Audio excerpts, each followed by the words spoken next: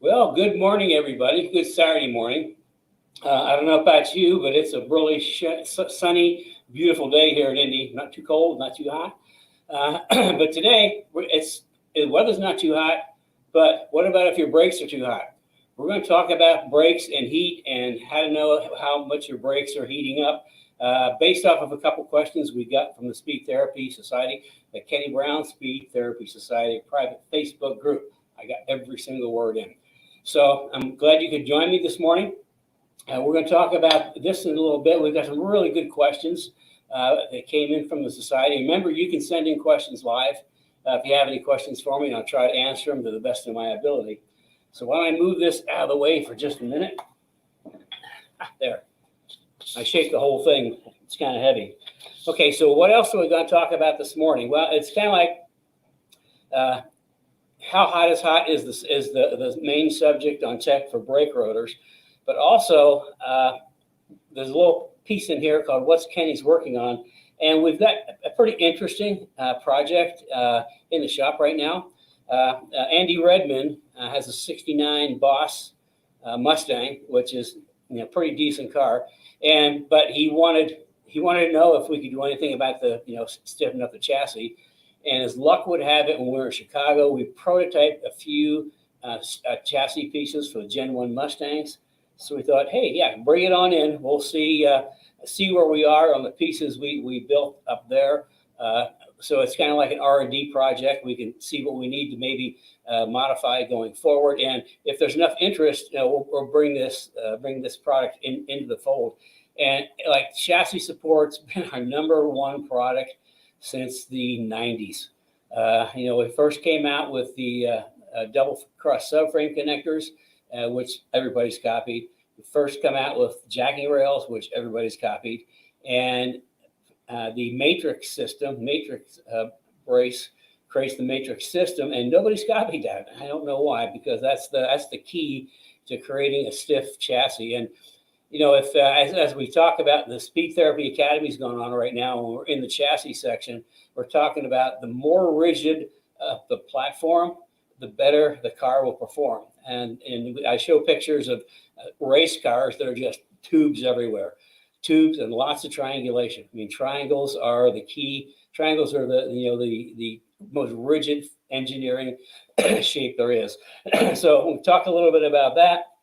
And of course, the questions and the hot. So let me flip over to the page. Okay, so what should we start with? We should start with, these are great questions, and some of these questions are going to lead into what we're going to talk about today. But maybe why don't we start off with the Gen 1 chassis support system? And this is a pretty unique, and a lot of you may or may not know about the matrix system chassis support. And like I say, it's a double cross subframe connectors, jacking rails, and the matrix brace. All that together makes the matrix system. So with Gen 1, a little bit different underneath. What we did, the double cross design just wasn't going to work.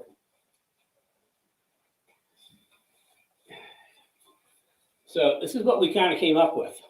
And this is like, that's kind of like a frame rail. And we go from, let's see, the front, which, kind of slides up over the front subframe, and to the back. And this kind of welds in right where the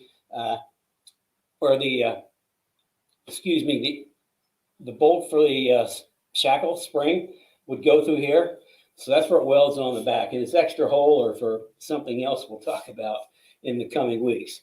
But this is, it's not that heavy, but it's pretty rigid. And it does an amazing job. I mean, it's like adding a full subframe underneath the car. So that's the inside.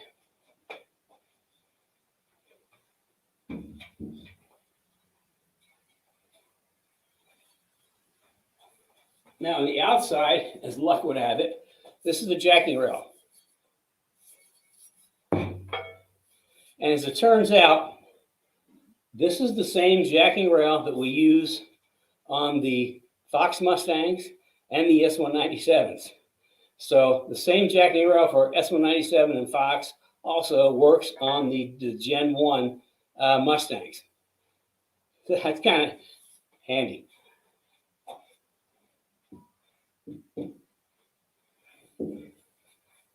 Now this is the matrix brace, and it's a little bit different than our other matrix brace. Specifically for this chassis, we had to put a little some hoop-de-doos in it. But the whole concept is, you know, we've got the jacking rail on the outside, we got the subframe on the inside, and when you look at it, we end up with 1, 2, 3, 4 triangulations per side. Remember, I said triangles are the strongest engineering shape, and it really does just like on the all our other Mustangs, the Fox SN95 and S197. It really firms up the middle of the car. Now, when I say stiffen the chassis, some people think it's going to, you know, stiffen the ride. Absolutely the opposite. When you firm up the chassis, it's like all of a sudden you're losing squeaks and rattles, and the platform feels really solid, and the whole ride quality gets better because you're not letting the actual unibody itself become a fifth and unwanted suspension member moving around. You know, when the suspension's moving, if the body's moving with it, you know, suspension's really not doing its job. So when you start rigiding up the chassis, it lets the suspension do its job, and it does amazing. So this is like the kind of like one of the prototypes that we did. If there's enough interest, we will put them back into production. It'll take maybe a month or two, but if you know anybody that might be interested in matrix system for Gen 1 Mustangs, let us know. I think the thing we're going to run into, though, with all these cars that are 50 years old, is nothing's going to be an exact fit. I think anybody that puts it on has to be in their mind thinking that, you know, the car's 50 years old, things have changed, maybe people have done some work on it, and it's not, the jacking rail will be fine on the outside. The matrix will be okay, but the subframe, you may need to twiddle and tweak with it a little bit, just because, you know, 50-year-old cars, they move around a lot. People have replaced the floor pan in some. So, but anyway, it will do an amazing job of firming up the chassis and then also improving ride, taking away squeaks and rattles. So that was our sort of our what's Kenny's working on. It was nice to be able to have like a real 69. It's the Boss 390. So I just can't believe how they squeezed those engines in. I mean, there's almost like no room with the 390 in there, but it's okay. I mean, it's a cool car. So let's moving on to our questions. I'm going to start with Ben's question. Ben Balmer, he's actually an alumni of the Speed Therapy Academy, and he had a question that he posted up that I kind of answered, but I thought it was a good question to bring into Saturday morning. And his question was, he's converting his, it's a SN95 to an IRS car. Hey, we like IRS Mustangs. And his question is, are the ring and pinion gears and differential used in the IRS the same as a live axle? Well, the answer is a qualified yes. It all fits, okay? What you have to be aware of is the splines on the axle. If you've got an early IRS, it's going to have the 28 spline differential. And I think the axles on most of the SN95 cars are 28 splines. That would drop right in. It is a 0304 with the Terminator motor. That's going to have a 31 spline. And you can easily get 31 spline axles anywhere. So it will fit. I mean, everything's kind of the same. It's all an 8.8. It's just a matter of, do you have the right axles to work in it? So, okay, moving on from there. This is another great question. I like this one. This is from Mike Bowman. It's no secret that the Fox body Mustang has been gaining in popularity in recent years. Given that, have you ever thought about building resto-modded Fox body and applying the knowledge and equipment that has been learned over the past several decades? Think of it as a continuation of the Outlaw Mustang. Well, for those who have not been around for, you know, the 30 plus years we've been doing this. Back in the late Fox era, we built a series of cars that were called Outlaws, and they were really cool cars. We did a whole bunch of stuff to them. It had kind of like a small cowl hood, which make them distinguished. And my entire performance platform: chassis, suspension, wheels, tires, brakes. That's the 5 things that makes my cars great. And so, to answer your question, we're already partially there. Our K member for the SN95 for 94 and 95 SN95 with the Windsor 5-liter, that will fit in a Fox. You have to do a little bit of whittling on a couple places and move a couple lines, but that's all in the instructions what to do, but it will fit. So that's a modern K member, and with good geometry in the front. And of course, that converts it to coilover. And with that, we always would recommend that you go to a 96 and newer spindle from the SN95. You don't want 94 or 95. You want 96 and newer, because the steering geometry is way better 96 and newer. That gives you 5 bolt in the front, or 5 lug in the front, and then the IRS in the back is 5 lugs. So we've got a lot of guys doing that. It's a really, really nifty package. As far as the live axle cars, back in the 80s and 90s, we had a really, really nice rear suspension system. We call it Track Kit Plus, which it had the axle brackets to improve anti-squat, and also had a panner bar to lower the factory roll center. Factory roll center in the live axle car with the double splayed control arms is like way up in the trunk. Now, when I say roll center, that's the back of the car. The car wants to roll around going around the corner, which is why those older cars really kind of do this going around the corner. Well, it's about 17, 18 inches high. It's been a long time since I did the geometry. But by adding a panner bar, now wherever the panner bar crosses the center line of the car, that becomes your roll center. So we use the panner bar to defeat the factory roll center, which is really high, and introduce a new roll center at the bottom of the differential, which is where I always put my panner bars, my roll centers at the bottom of the differential. That goes all the way back to the Trans Am days. Watts link is the best way to locate an axle, but wherever the center pin is your roll center, and you just can't get them down very low. Plus, you have to add a whole bunch of brackets and frames and things like that. In the Trans Am days, we would take a Watts link and mount it horizontal in the bottom of the differential. And that was easy because they had underslung chassis, so that we get the benefit of the Watts with the roll center at the bottom of the diff. Well, we did the same thing in our Track Kit Plus. We moved the panner bar down to the bottom of the differential to bring the roll center down there. Exact same thing we do in the S197s, real low roll center. The problem was after I took many years off for some health stuff, and we started bringing products back. We've not brought back the Track Kit Plus system, and there's a couple of reasons for that.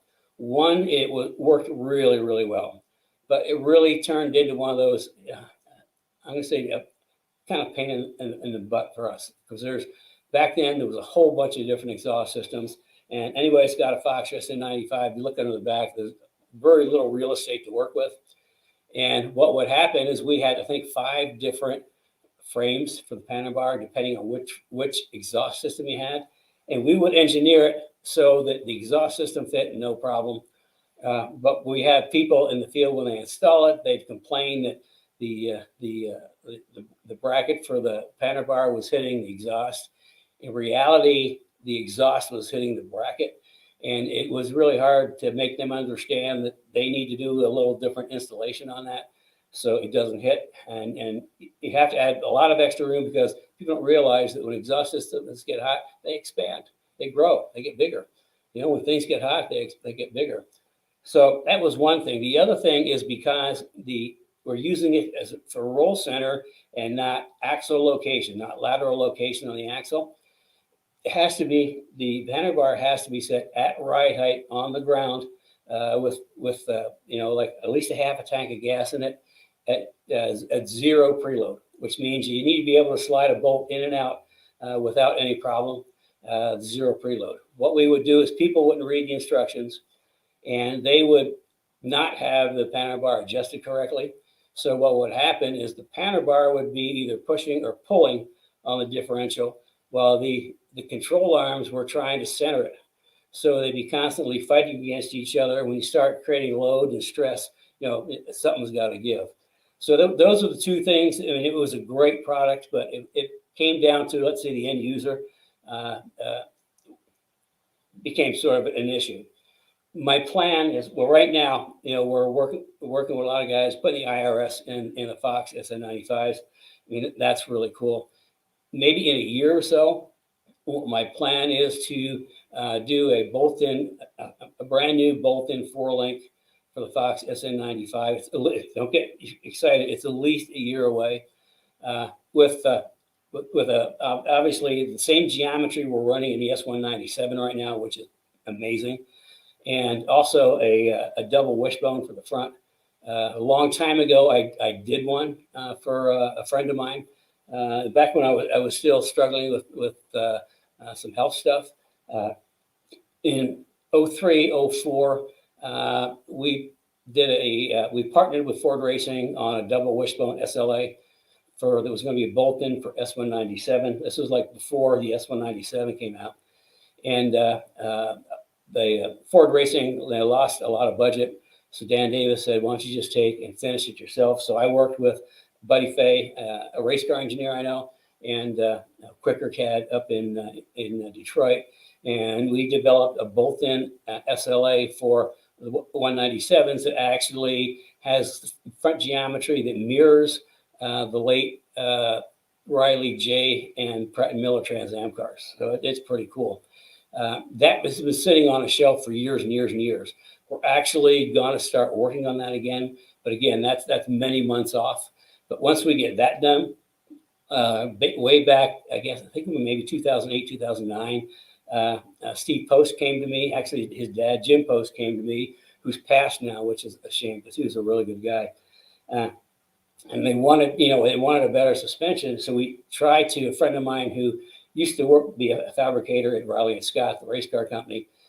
We tried to adapt the S197. I had like 3 prototypes. I went ready to adapt the SLA from the S197. SLA, by the way, stands for short long arm. That's a double wishbone where the upper arm is shorter than the lower arm. So if you're wondering what SLA is. Anyway, there's no way we could get it to fit. So what we did is I recalculated. I mean, I had all the dimensions and measurements for the suspension. So what I did is, I spent a day and took all my numbers or recalculated, and I ended up drawing on the floor with a Sharpie the suspension. And next to each point, I wrote the elevation, from the floor. I calculated how far up I had to be from the floor, and it's just built the thing in midair, and it worked like a dream. There is an extra set of parts still, I believe, for that up in Chicago. And at some point, I need to get up and get them. I hope they're still there.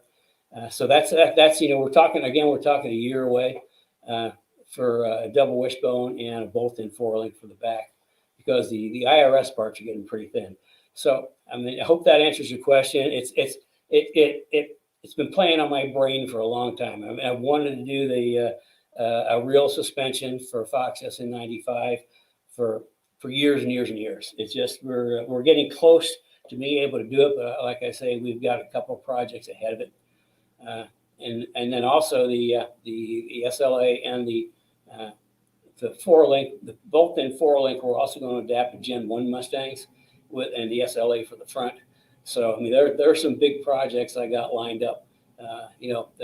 They're down the road though. We only can do a couple things at a time. We just spent a whole bunch of years developing and testing the K-Link, which we brought to market here recently, which is the most amazing rear suspension in the world.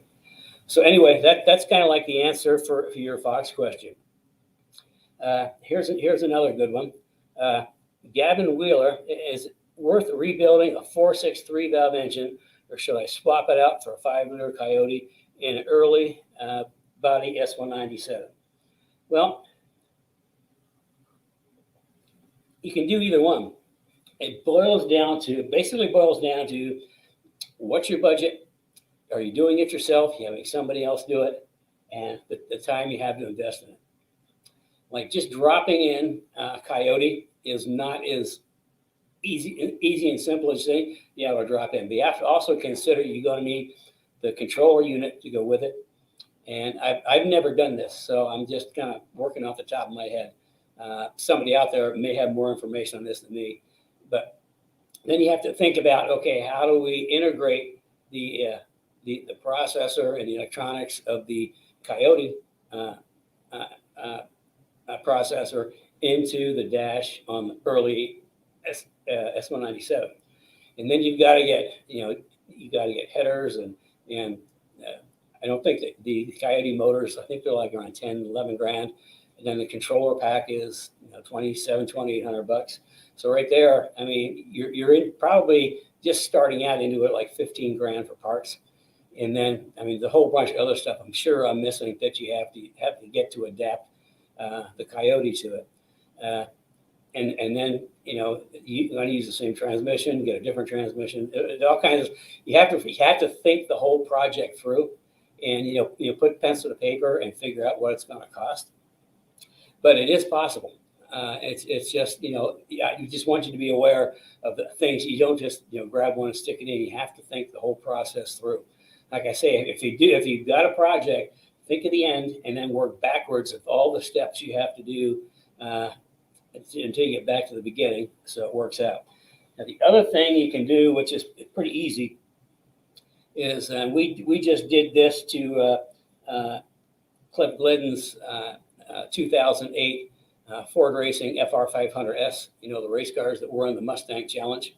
It's unique. He's in Reno, but this happens to be one of the cars that I engineered in the Mustang Challenge in 2009 and 10. And what we did is we upgraded his car to 2011 World Challenge specs. At the end of 2010, the Mustang Challenge ceased to exist, but the SCCA allowed the FR500S into the World Challenge GTS class, but they allowed some updates. The Boss Mustangs had to run pretty much as they were, but for for FR500S, they could run my AGS 4.0 suspension, which is a big plus. Plus, Ford Racing had a power upgrade, and it consisted of heads, intake, cam, throttle body. Okay, now they already had headers on the car, so the heads that Ford used to make are no longer available. So I went to my friends at Livernois up in Detroit and got a set of, they've got for the 3 valves, they've got a stage 1, stage 2, stage 3. So it wasn't a full-on race car, and stage 1 just wasn't warm enough. So I went for a stage 2 cylinder head porting, and they do just a beautiful job. If you ever need some cylinder head work done, get a hold of Livernois or get a hold of me, and I'll tell you who to talk to up there. So anyway, we did that, and to be consistent with the Ford upgrade, so this was sort of retain the integrity of the car, we used the Ford hot rod camshafts. Now there's better camshafts out there than that, but we wanted to stick to the official package that Ford had. That Ford's got a really nice intake for the 3 valves and a bigger throttle body, and pretty much didn't touch the bottom end. Oh, we did, because the heads are off and the timing chains are off, which we always replace. We put in a billet oil pump, which anytime you've got the front off of a modular car, you want to stick a steel billet oil pump in there. Anyway, I mean, that was kind of like not a lot of work, not a lot of effort.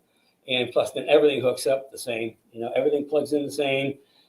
We went to the dyno and we worked with Tony at HP Tuners. We actually do our dyno tuning remotely. We're on the dyno, and Tony is either in Chicago or Florida or whoever he may be. And we work back and forth.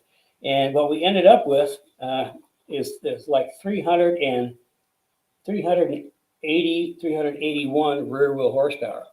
And if you do the math, that's like 440, which is pretty close to what I think the Boss motors were 444. So, I mean, that's a pretty hefty increase. The new Coyote motors are, 460 horse. I think the Boss motors, the Gen 1 Coyotes were 440, 444. And with just what I described, we were at 380 rear wheel, 440 at the crank. With a little better camshaft, we easy would have been 450. So, I mean, it's just a couple of ways to look at it. I mean, if you want to talk about it more and deeper, please sign up for one of my 15-minute consults. I'll be more than happy to talk to you about it and give you more detail of what we did on Cliff's car, because it turned out really, really well. I mean, the engine is smooth as silk. It pulls like crazy. Here's a dyno, and you can actually see how smooth the dyno curves are.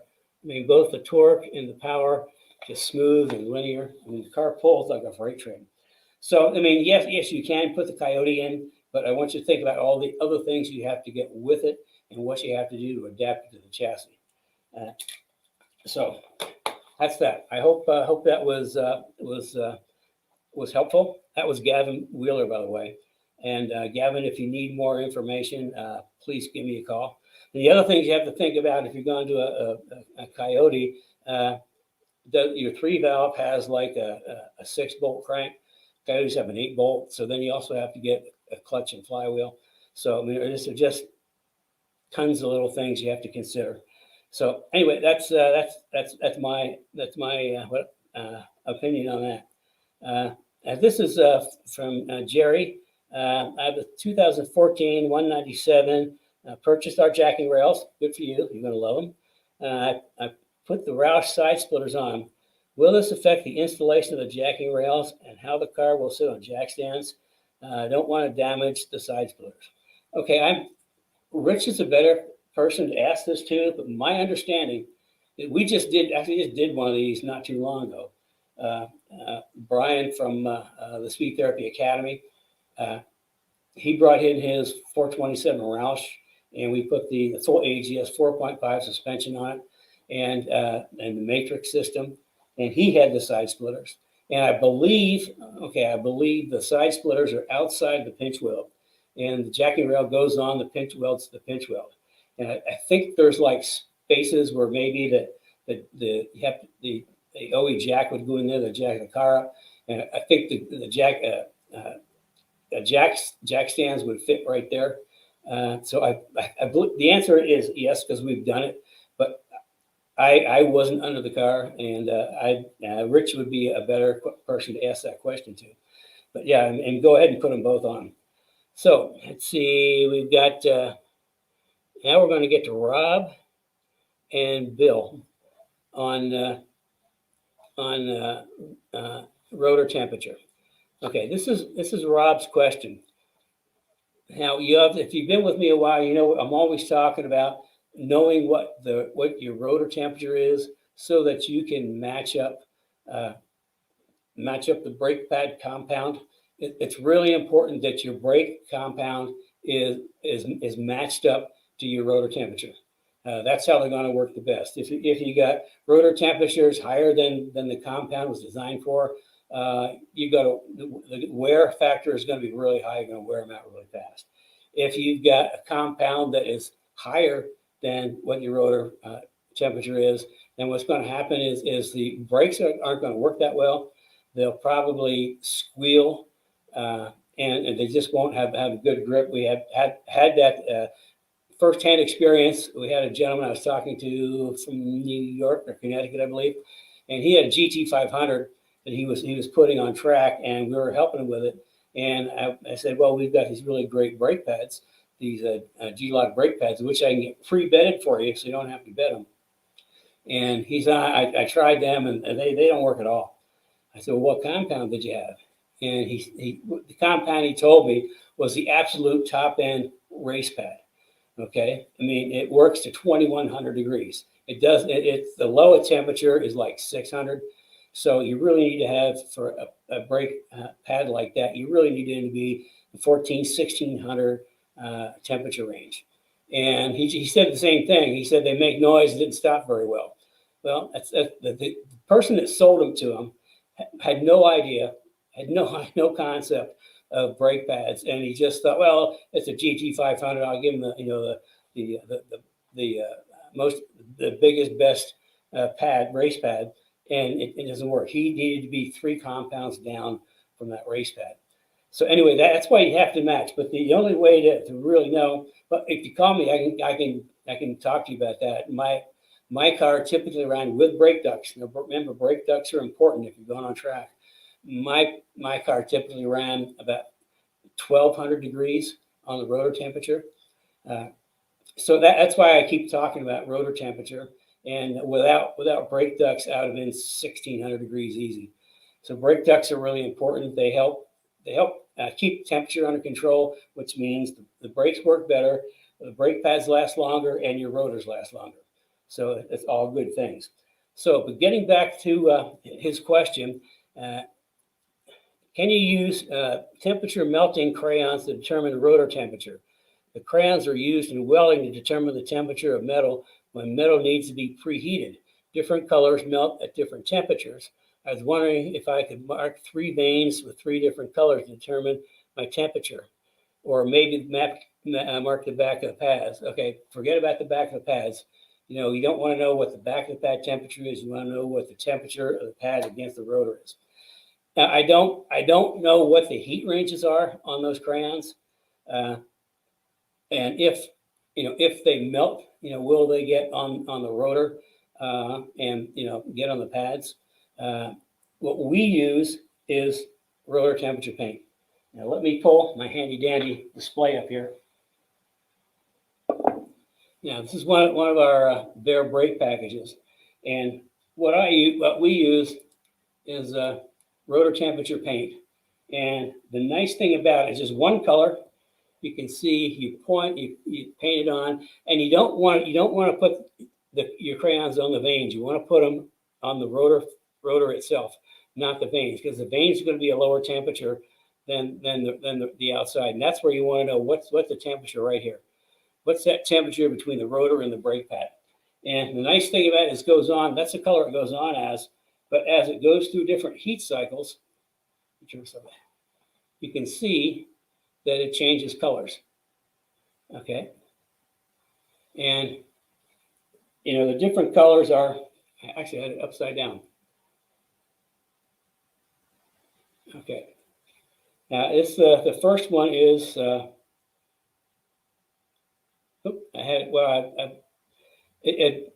high is at the bottom. The low goes up to 687 Fahrenheit.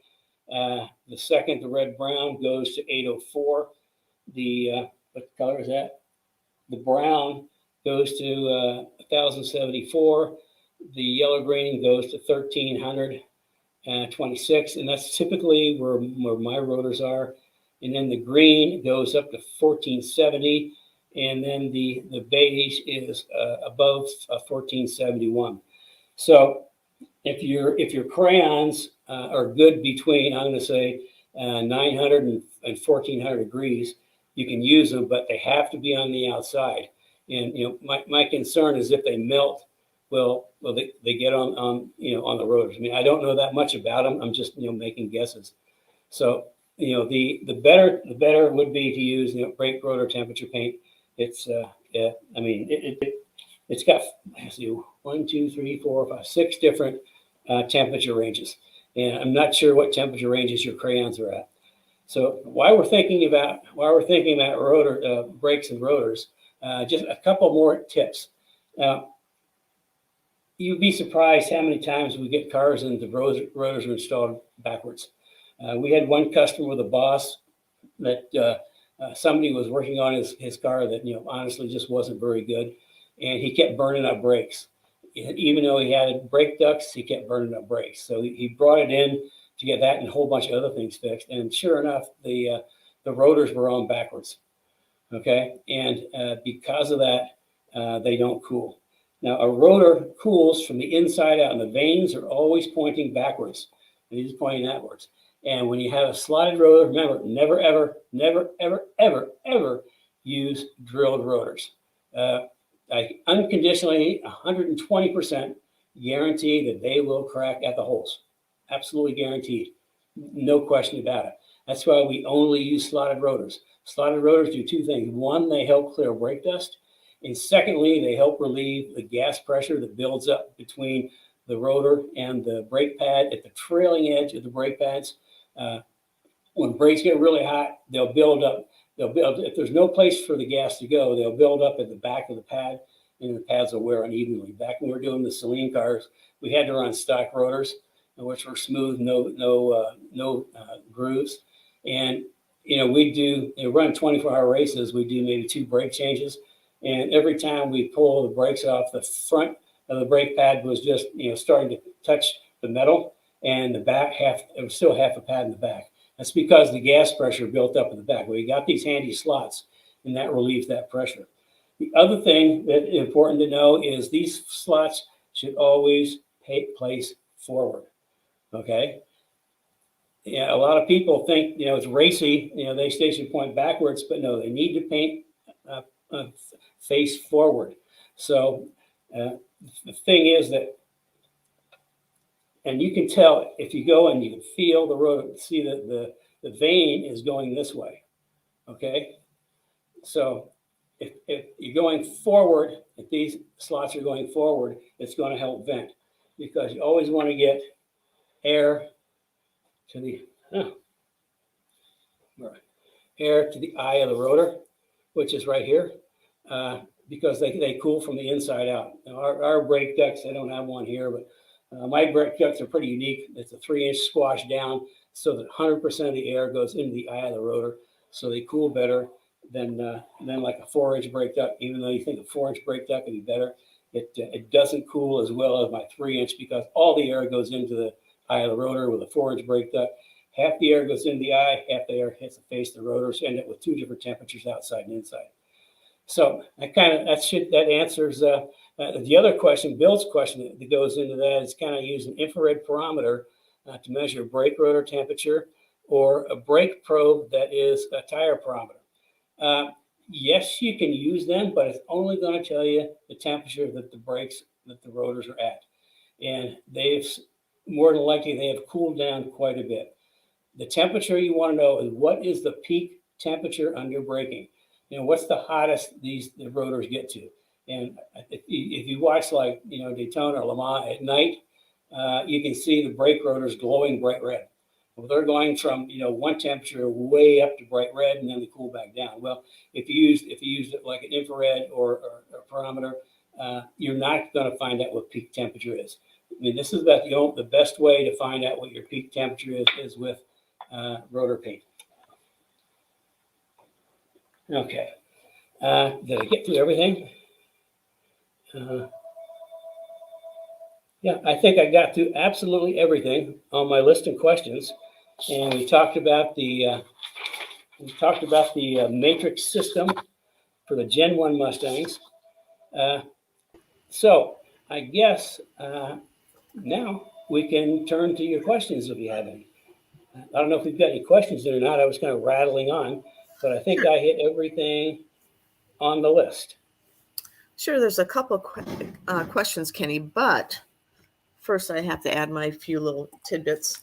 So wanted to let everybody know that this is, especially newcomers, that this is simulcast live on the Kenny Brown Performance Facebook page, the Kenny Brown Speed Therapy Facebook group, as well as Kenny's YouTube channel, the Kenny Brown Performance YouTube channel. So if you, there's lots of people viewing from different areas.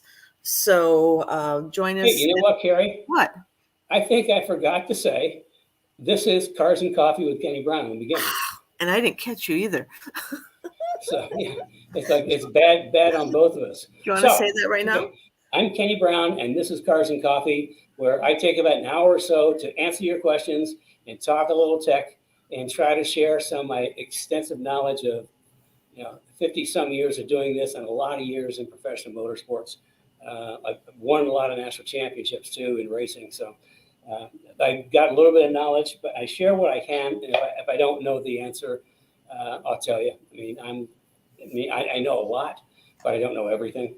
And when it comes to answers, if I don't know the answer, I just tell you I don't know the answer. I've got like an engineering brain, so that whole BS thing, my head doesn't work that way. So what you get is like real information. So with that, now can we talk about questions? Oh, no, of course not. I have to gab a little bit. So a couple things to share. First of all, if you like what Kenny's sharing, let's see some love. Let's give him some thumbs up click on the little button if you're in either Facebook or on the YouTube channel. So let's see some love for Kenny.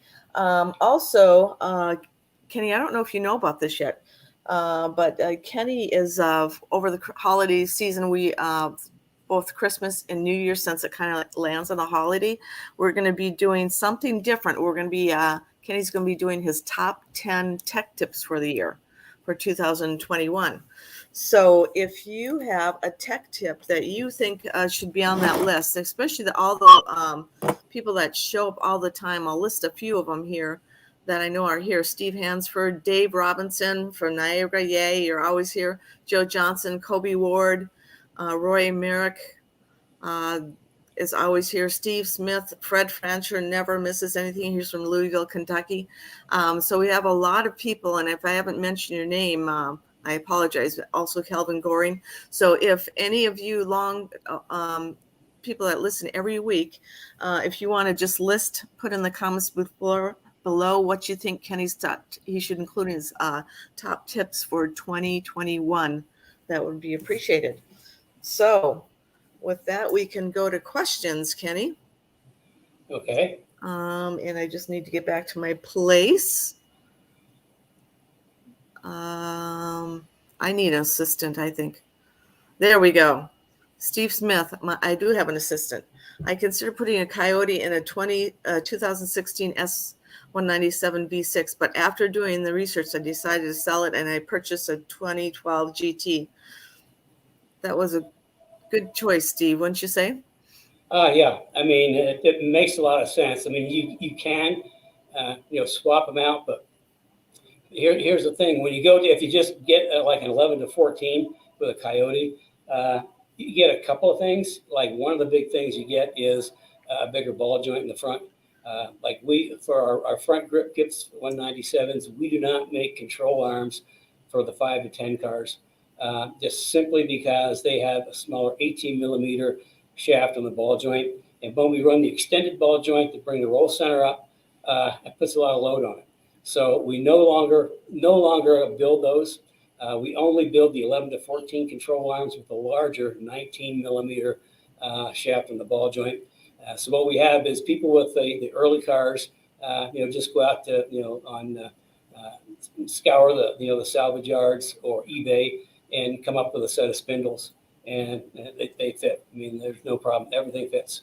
And then you get a much bigger ball joint. So that's one of the advantages for the 11 to 14s, among many. Plus, all those Coyote motors are just so cool. I just think that's probably the best engine Ford's ever put out. And then the newer ones keep getting better and better. But even so, even the early ones, like the Gen 1s in the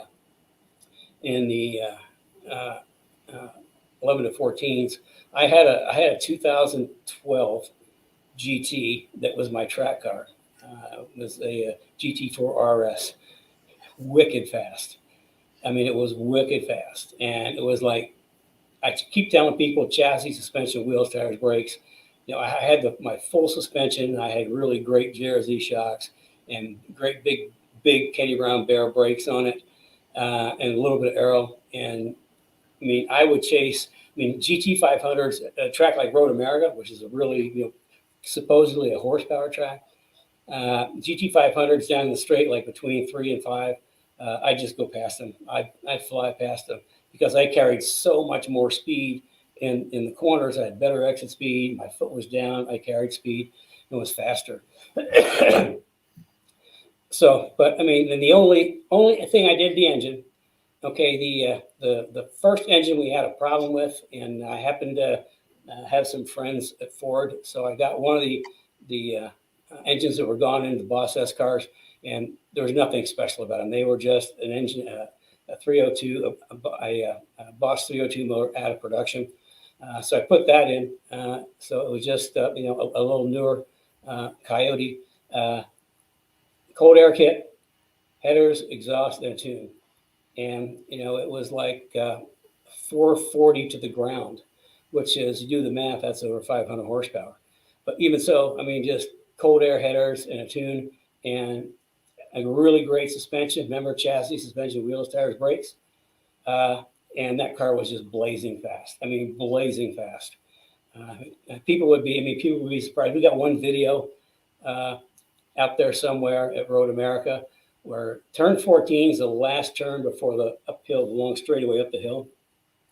And I was closing in on a Viper, and I actually had to back out of it a little bit for fear of running into the Viper in the middle of the corner.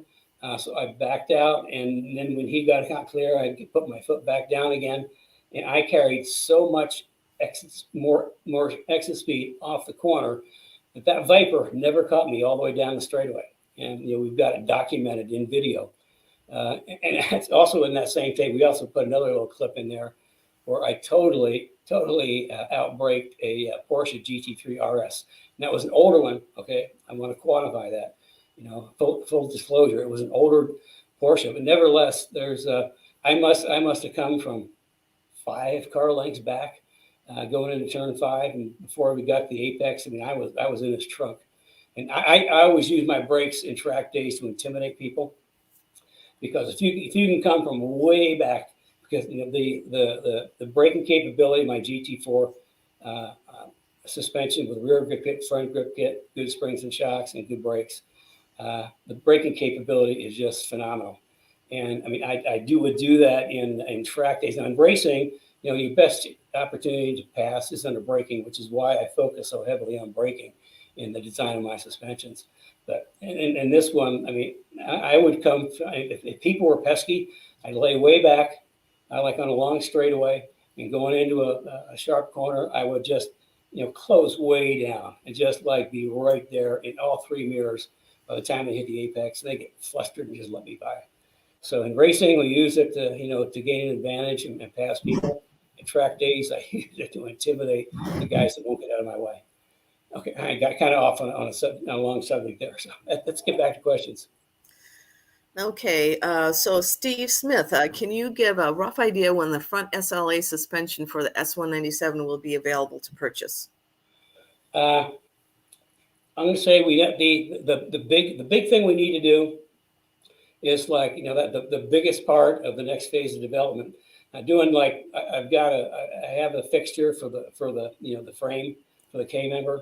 The control arms are pretty simple to make. The thing that is the complexity is the spindle. Now the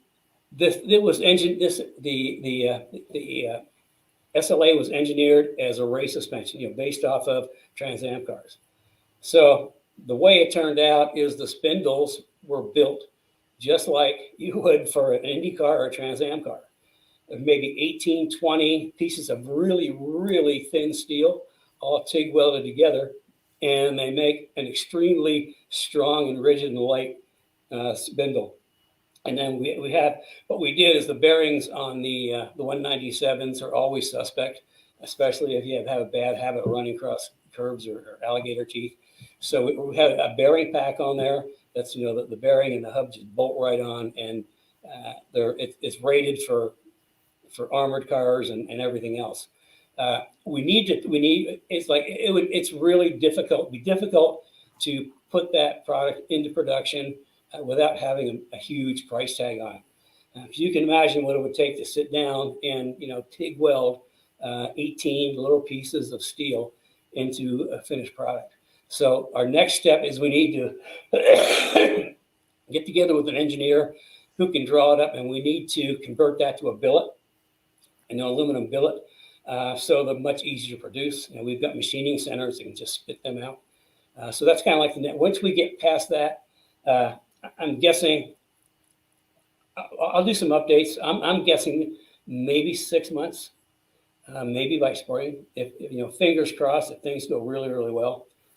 Maybe in a couple of weeks, I'll show you guys some pictures of the originals. And when we get close, when we get the spindle figured out, I'll show you guys some pictures so you can kind of get an idea of what it is. But it's racy. I mean, this is real race car stuff. So yeah, I mean, it's sooner than it would have been last year at this time. Let's put it that way. But as in, we've got a body in here. We've got the suspension mocked up. It's just a matter of getting time with our manufacturing partners to see when they can start working on the spindle. So yeah, I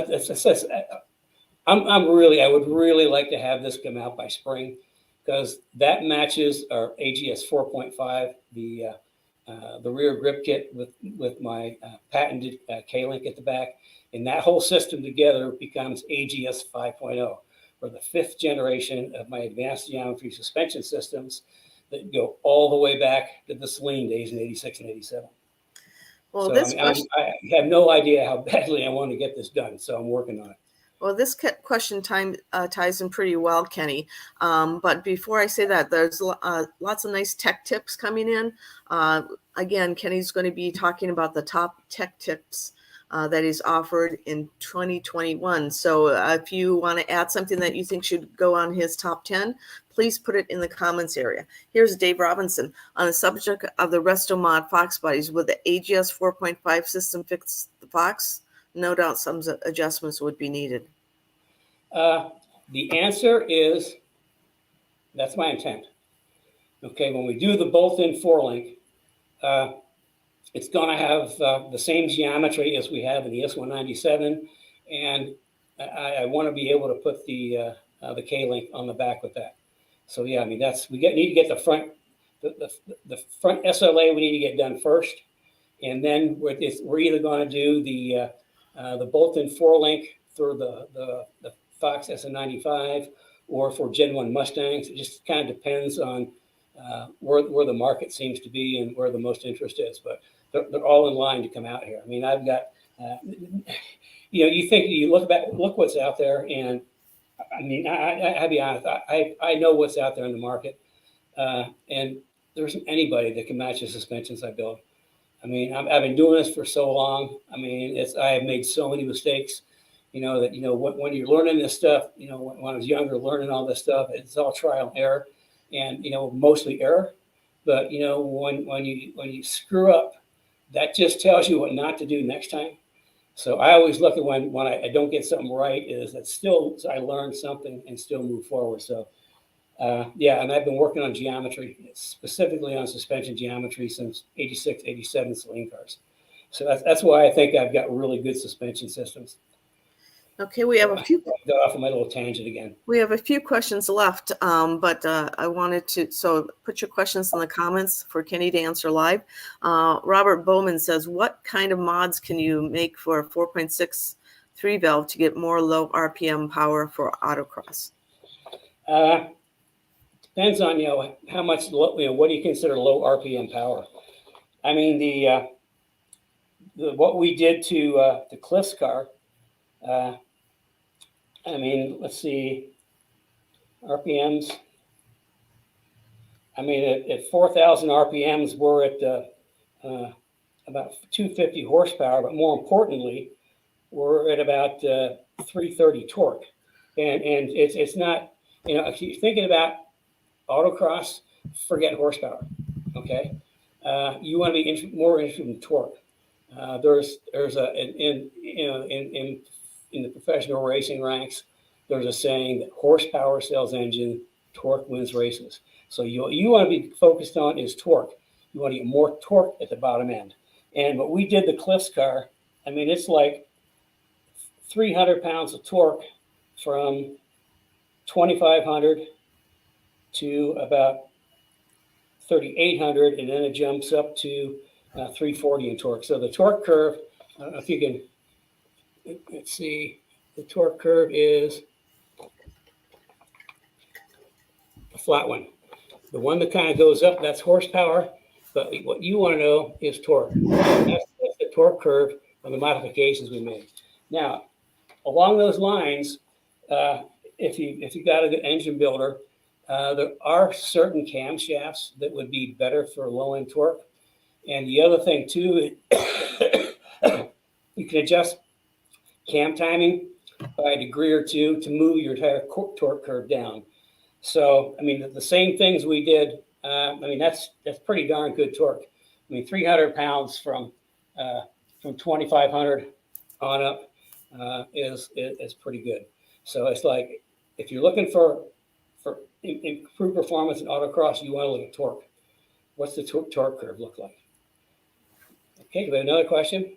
Yeah, we have another one, just a comment in here. But first I want to mention, I'm pushing this tech tips. What I'm looking for is what you learned from Kenny. What was the top thing you learned from Kenny this year that you think he should share with other people? I guess that's sort of how I should have phrased the question. So add this to the comments. We were getting some good ones in here. Joe Johnson is a long one, but he has a comment. He says, looking forward to seeing Kenny's building 1970 Mustang with his front and rear grip kit K-Link and front SLA. It would be a lightweight car, which would be fast and handleable with 580 horsepower Coyote. There'd be very few cars that could stay with him. Joe, that is so true. Yeah, except I'm going to put a caveat in there. I mean, in those older cars, I know Coyote, Coyote, that's what everybody does. But, I still like the Windsors. I mean, I started working on Mustangs and Windsors, and you can do so much with them anymore. I mean, you can get a 363 small block, like based on the 302 block, 363 and 500 horsepower. I mean, you can just buy them right off the shelf. And the thing is that Coyote motor, I mean, the Windsor is so much more compact than the Coyote. Plus, they make a whole bunch more torque. So, I mean, if somebody wanted a Coyote, I'd do that. But I just, for those older cars, I just love those Windsors. Well, we did like for David's AIX car out in California. He wanted something different. He's a 2012 or 13 Mustang. He's got a full AGS 4.5 with the JRZ. Oh, actually, he's got JRZ Motorsport shocks on it because this is a full-on race car. And what I did for that is I had Wagner up in Wisconsin, Wagner Race Engines, built an all aluminum, a 351 stroked out to 408. And it dry sump, and it's like 650 horsepower, 580 on torque. I mean, it's going to be a monster motor. And, being all aluminum, it's going to be probably lighter than a Coyote.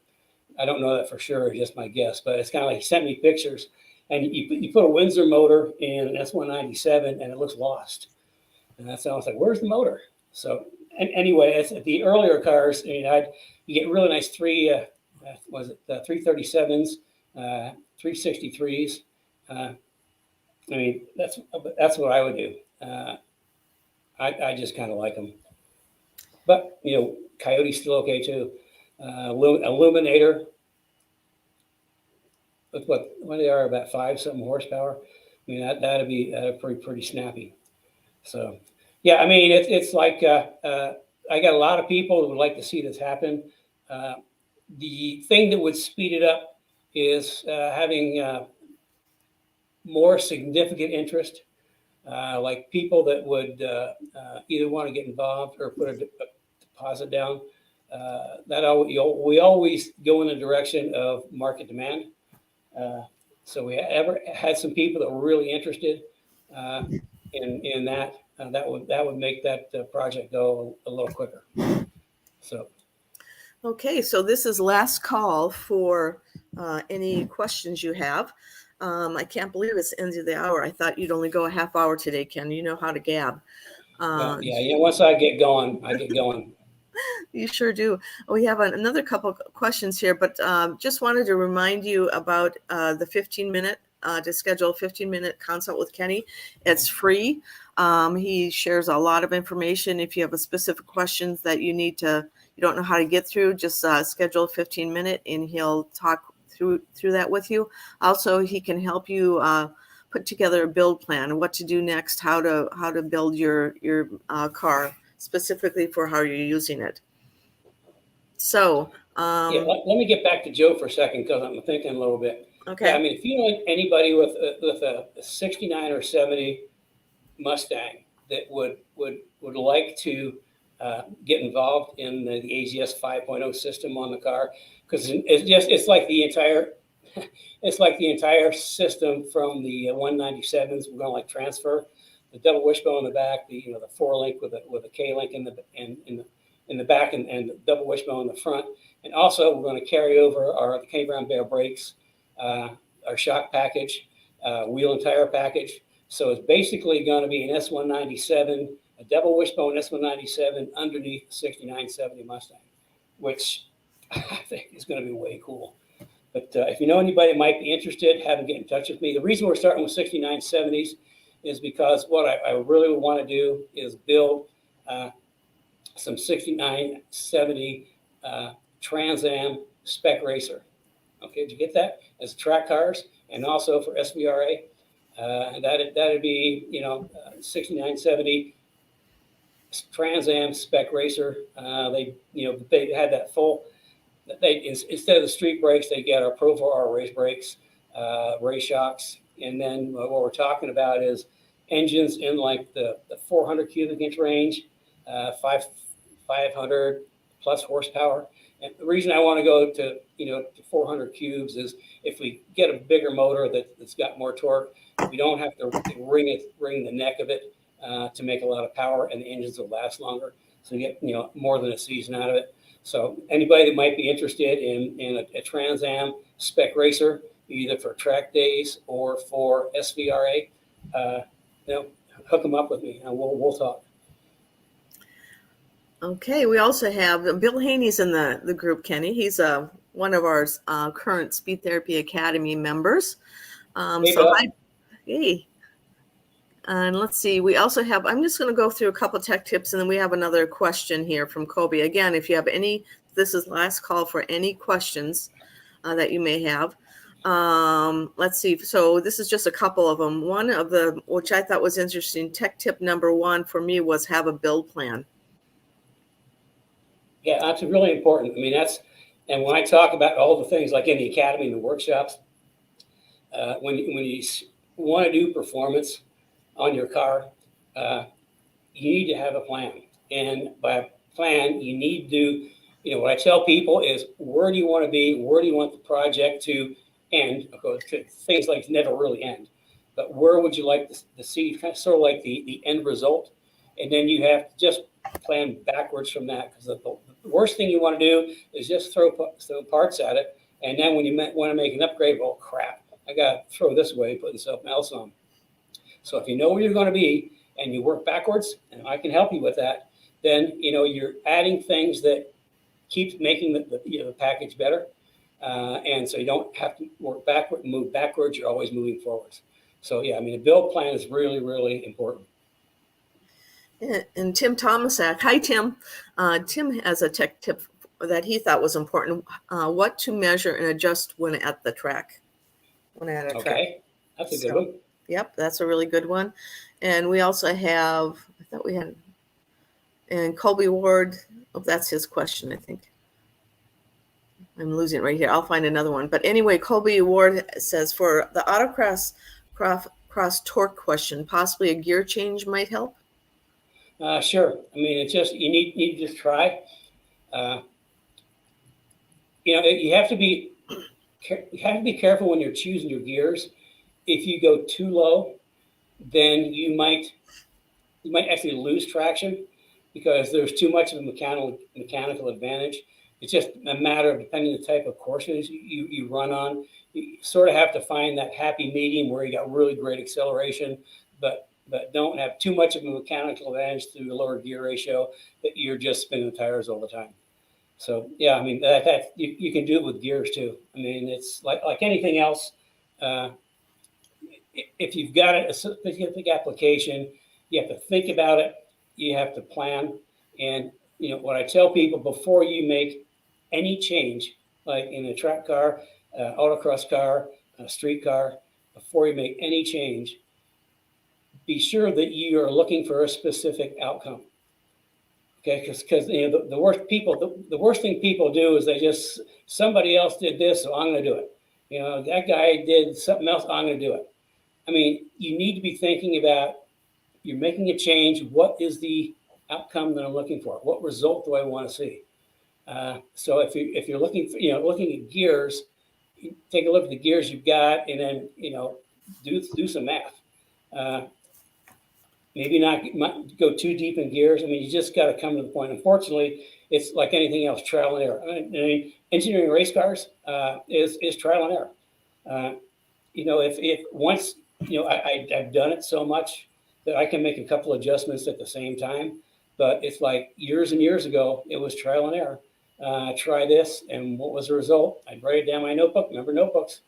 Write it down in my notebook, whether it worked or didn't.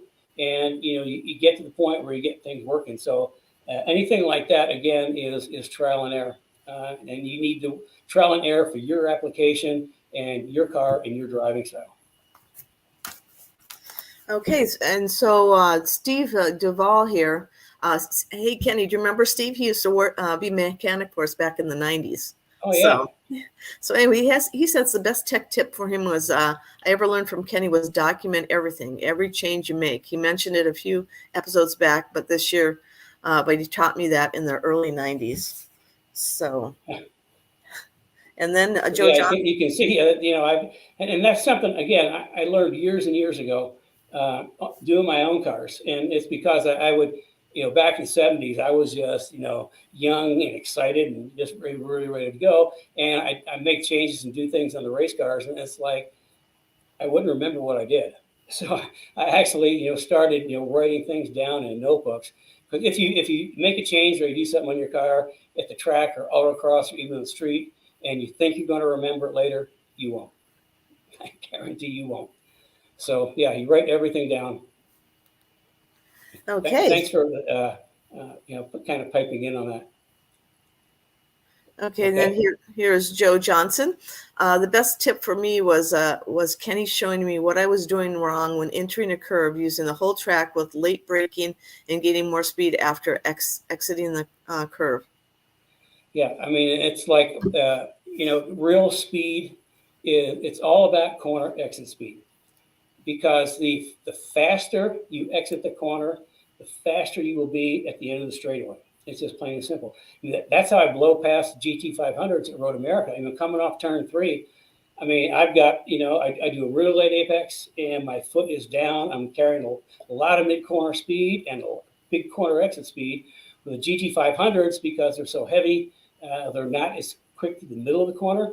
And then because they got so much torque, they can't put their foot down or they light their tires up. So they sort of have to wait till the axle settles and then, feather the gas until they get about halfway down the straightaway before they can put their foot down.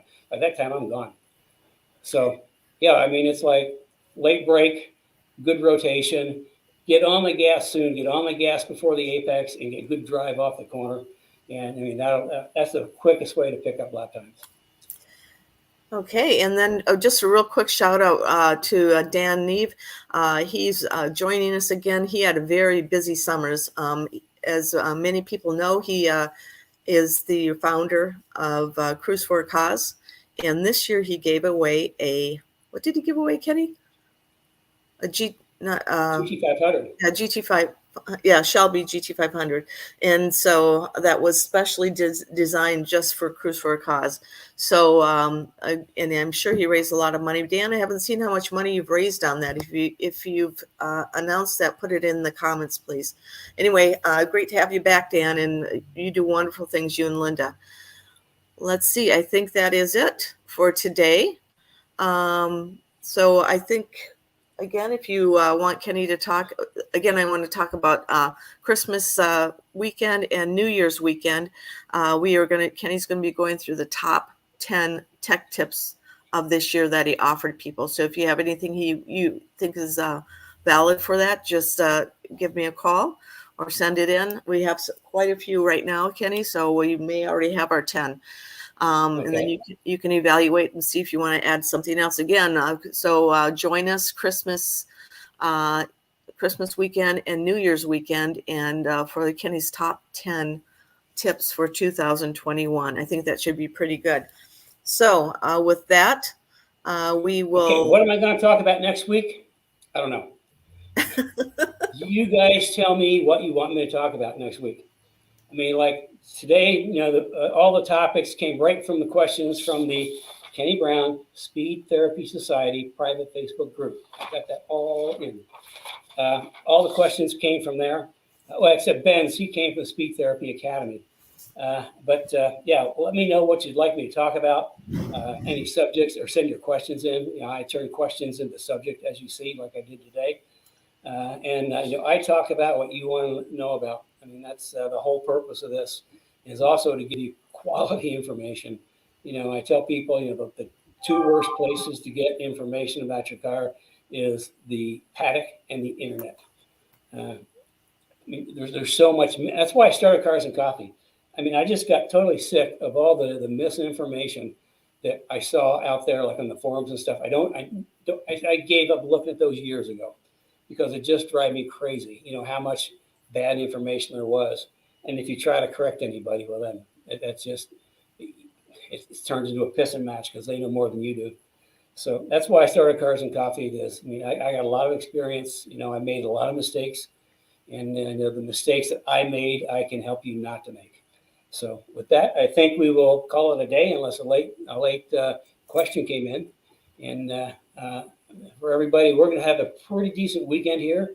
The sun's shining, not too hot, not too cold. So it's kind of going to enjoy the day.